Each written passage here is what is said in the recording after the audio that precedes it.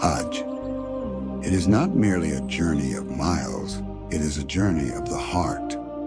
Not just a movement of the body, but a transformation of the soul. It is the believer's response to the divine call that was first made thousands of years ago in a barren desert by a man who stood alone, yet spoke with complete faith. Allah said, "And proclaim the pilgrimage to mankind. They will come to you on foot and on every lean camel. They will come from every deep and distant path." Surah Al-Hajj 22:27. And they came. From mountains and valleys, from cities and villages, from every continent. They came barefoot, they came weary, but they came because Allah called them. And the cry of every pilgrim still echoes, "Labbaik Allahumma labbaik. Here I am, O Allah, here I am." A call not just from the lips, but from the depths of the soul.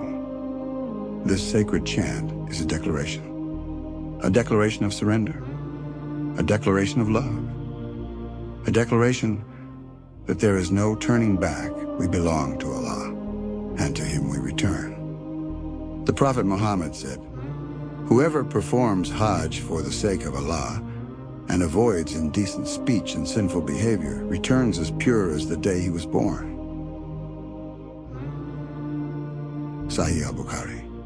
Imagine that. A life of sins washed away. A soul burdened by guilt, now free. Hajj is not a ritual.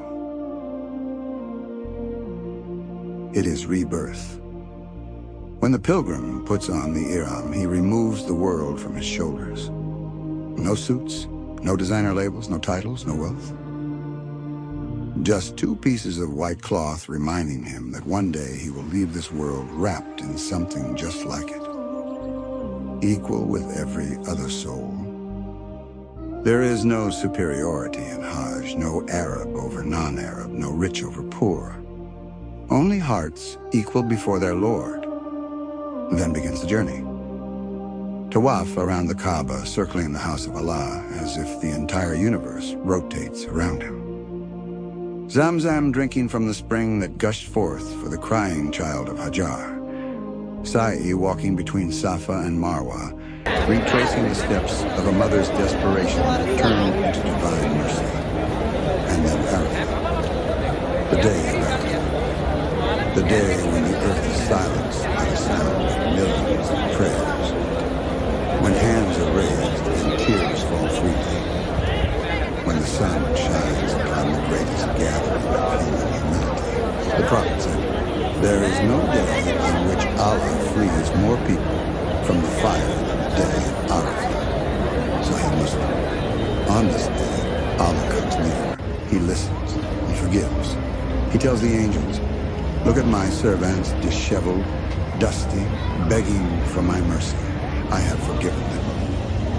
This is Hajj, a conversation between Creator and His creation.